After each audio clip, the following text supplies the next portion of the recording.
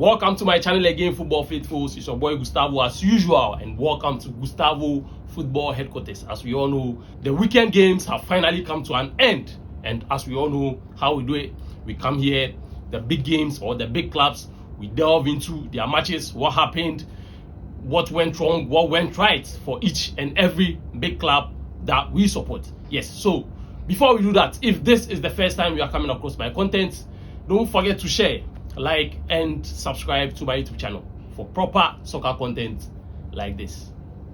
So yes, let's start with the blue side of London. Yes, Chelsea had a proper comeback against West Ham. Yes, as we all know, Chelsea were down by 2-0, and then the magic happened. They came back from 2-0 down to win 3-2 against West Ham. Yes, in this game, to be honest, most people, right, people may think I want to criticize Rosinia, but then, in my opinion, this West Ham game wasn't a game that had to be this tough for Chelsea. But then, Rosinia almost cost himself this game. He cost himself the 3 points. People may ask, why do I say that? Yes, all Chelsea fans, everyone is happy, everyone is overjoyed. But then, things would have taken the wrong turn. Yes, things would have taken the wrong turn. Because yes, number one, Liam Rosinia, you are coming from the back end of a wonderful victory against Napoli in the Champions League. Solid performance, winning by 3-2. You come up against West Ham, perfectly knowing that West Ham in their last 2 games are currently on form. They've won their last 2 games. They are battling relegation. You, Chelsea, on your end, also know you are fighting for top 4. The likes of Liverpool, the likes of Manchester United, the likes of Aston Villa are all in the fold. Knowing very well how difficult this can be, you decide to drop players against a wounded West Ham team, a team who is resurging, a team who is currently in form. You decide to bench your starters. Right? Most people are shouting as if he has done a miracle. Bro, to me, there was nothing special about that. Those changes he did was nothing special. Because those players he brought on were the same players who were supposed to start. Let's be honest to ourselves. Those were the players who were supposed to start. So there's nothing special about what he did. Yes, Chelsea have gotten the all maximum 3 points. Fine. But then, what if? Yeah, sometimes that's what we have to think about. The what ifs. What if things took a wrong turn? Yes, so personally, I think Liam Rosinia should have started all his starting 11. All the players in his starting 11. The key players, they had to start. If you want to give minutes to people who are not playing, you can start with your best. When time goes on, at least 70 going to the end of the game, you can make subs for other players to also come on. But then taking risk at this part of the season, at this time, is very dangerous. And it was very close. We also were very close. Yes, so I think kudos to Chelsea, kudos to all the players who played in that game, especially the subs who came on and changed the game. But then, one real topic, right, that is bothering Chelsea fans right now. Alejandro Garnacho. Chelsea fans are saying United should come and take their player. They don't want him again. Bro, not even a full season yet, and you are shouting. United has been with Garnacho for over 5 years. And you people are complaining less than a full season. Right? But then, before the signing of Garnacho, Chelsea fans were very happy. They thought they had gotten the next Eden Hazard. Right? Personally, I have my opinions about Garnacho. Yeah? Garnacho is this kind of player who is just a speedster. He doesn't have that kind of football brain. He can't dribble. Yeah? So, I think Chelsea fans, you guys should be patient with Alejandro Garnacho.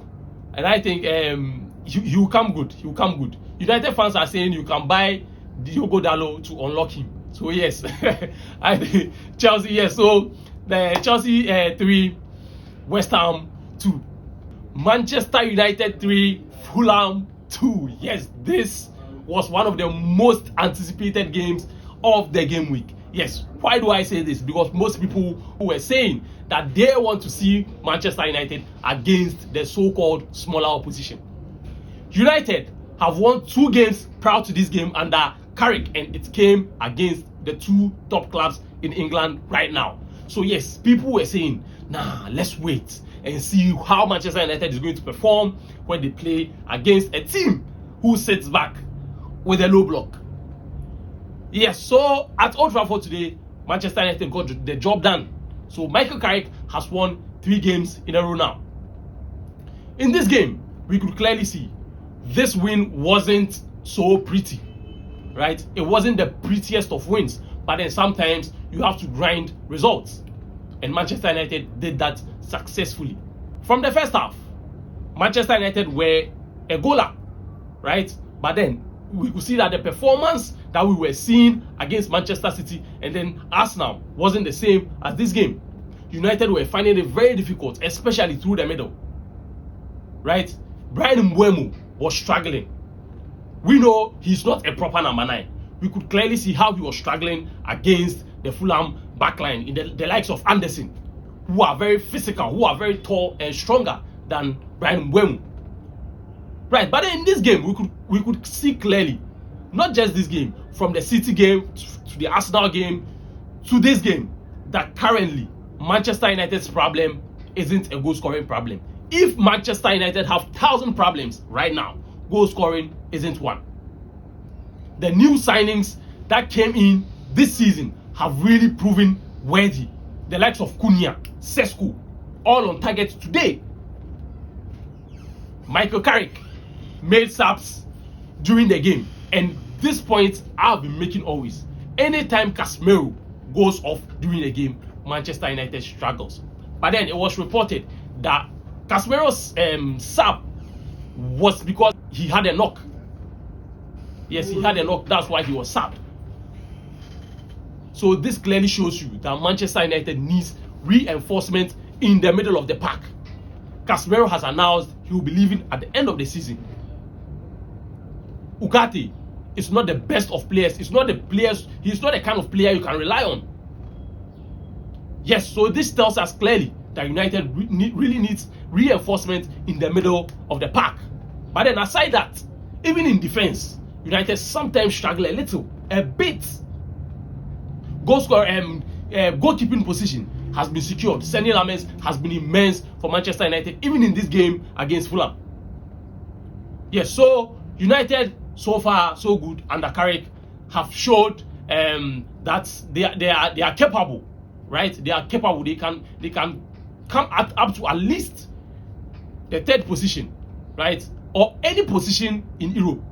Personally, I think Manchester United is going to get it, because from how they are playing right now, it seems Michael Carrick is getting the pieces together for this club. Yes, so Manchester United grinded the results against Fulham by winning 3-2. Liverpool 4, Newcastle 1. Bro, what a result for Liverpool. What a result. I didn't see that coming, bro. I never saw that coming. We all know Liverpool is struggling. But then to beat Newcastle by 4-1, you could clearly see that it had to take something special to get that kind of result. And that special thing is Hugo Ekitike. Bro, that guy, I'm a rival fan, bro. But then, that guy is special. After the game, Gerrard was comparing him to Torres. But then he was like, bro, don't do that. Don't do that. This is just my first season in the Premier League, yeah? He's doing well, but then he doesn't want to be compared to the likes of Fernando Torres. Right? But then Hugo Ekitike, ever since he arrived at Liverpool, has been a revelation. Right? Scoring important goals in critical moments for Liverpool. Yes, because coming into this game, to be honest, I knew Liverpool could win, right? Because both sides aren't so consistent. Newcastle themselves also aren't so consistent.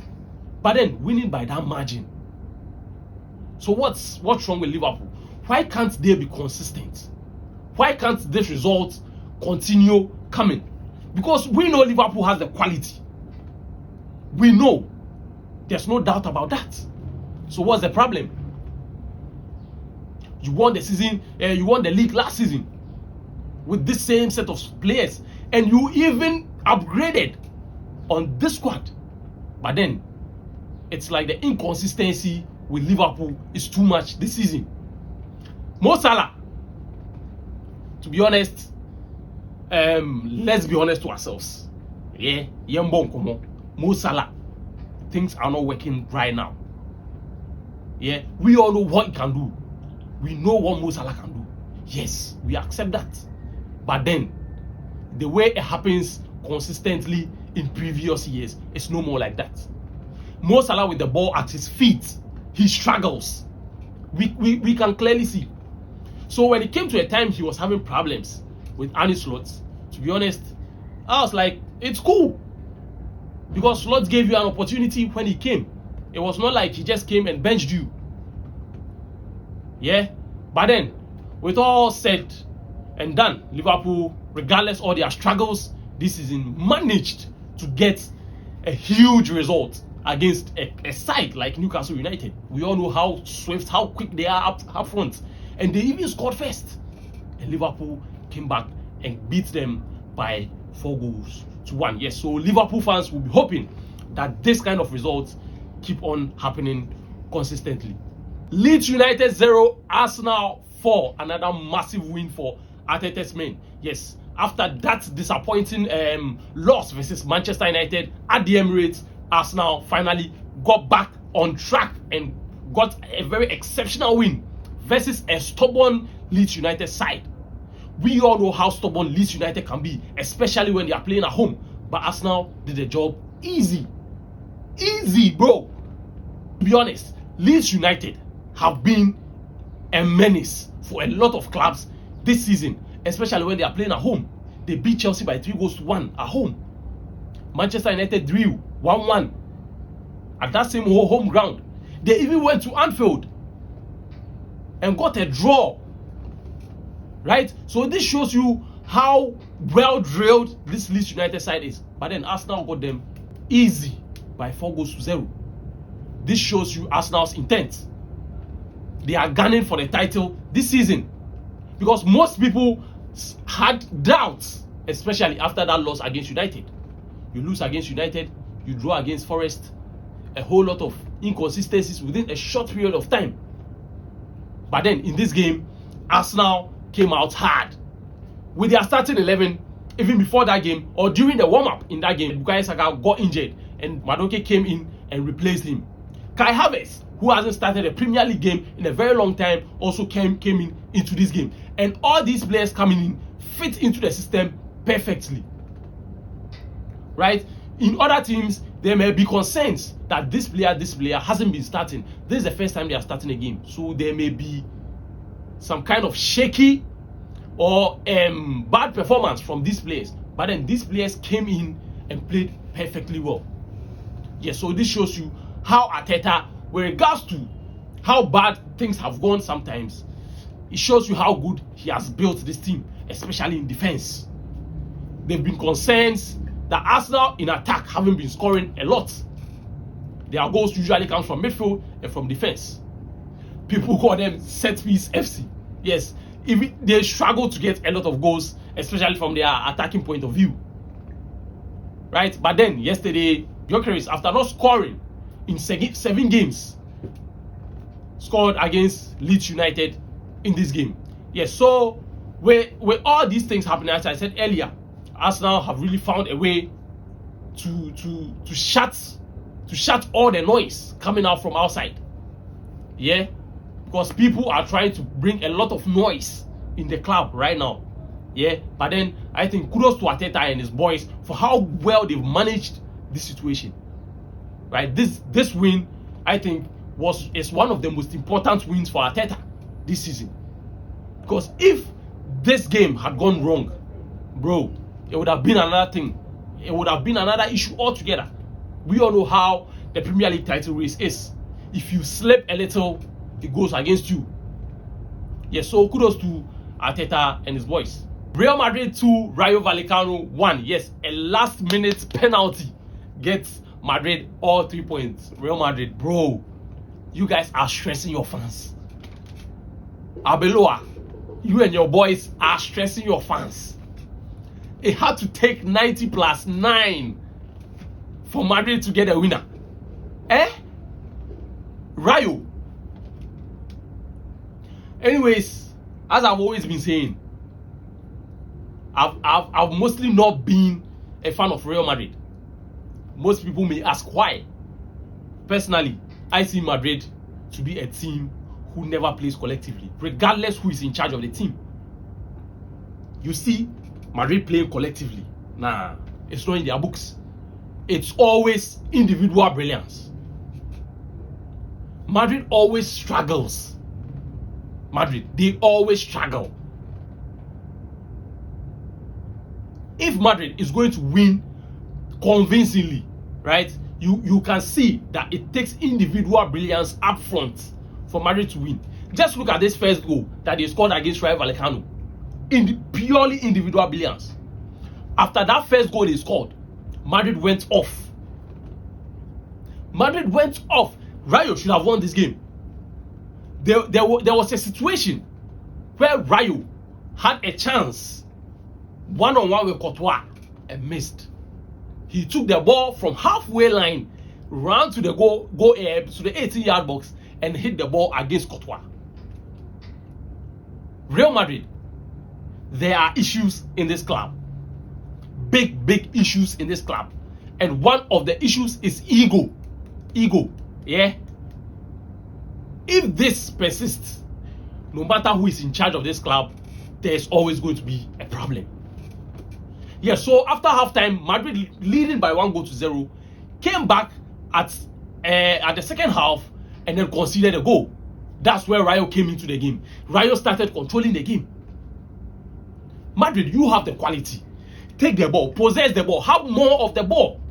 If you have more of the ball, you stand the most chance of winning the game. But then anytime Madrid gets the ball, they are in a hurry to release the ball to Vini, to release the ball to Mbappe. Right? Sometimes it doesn't work like that. We can clearly see that most teams have derived or they've gotten ways of stopping these kind of things. If you always want to get the ball and play it long to Vinicius, you want to get the ball, play it long to Rodrigo, you want to get the ball, you are always going to get misplaced passes. If you misplace the pass, it means you are inviting your opponent to also get the ball and play. I don't know what's really wrong at Real Madrid, but then I've observed this for a very long time. Even from the time of Ancelotti, Madrid are so impatient. They always rush when they get the ball. Personally, I'll attribute that to Madrid's midfield. The likes of Tchouaméni. These players are not players who are so comfortable on the ball. They always want to get the ball and release quickly. And in midfield, sometimes you have to take risks. Yes, so I think Real Madrid, seriously, the issues that are there, yeah, are many, to be honest. The issues there right now are many. We may not see most of these issues right now, yeah, but then we are clearly seeing signs that there are issues. Because this game against Rayo was a very clear example. And even not just this game, the game against Benfica away, and there are a whole lot. If we say we want to mention the factors, right, we are not going to finish today. But then, the most important thing has been done, especially after Barcelona winning yesterday by 3-1. Real Madrid also hit back by beating Rayo Vallecano by 2-1. Elche 1, Barcelona 3. Yes, Lamine Yamal, Rashford, and Ferran Torres gave Barcelona all 3 points in this game. Yes, as we all know, in this game, Barcelona were supposed to score at least 10 goals. Bro, 10. Because if you see the kind of chances Barcelona were missing in this game. Yeah. But then, all aside, I've been saying this, Barca fans, yeah. If you wake up in the morning, every morning you wake up and you want to pray to God, thank God for Hansi Flick. Just raise your hand, and thank God that He gave you Hansi Flick. What a coach! What a coach! This team is not filled with superstars. No, just the regular players, La Masia boys. Yeah.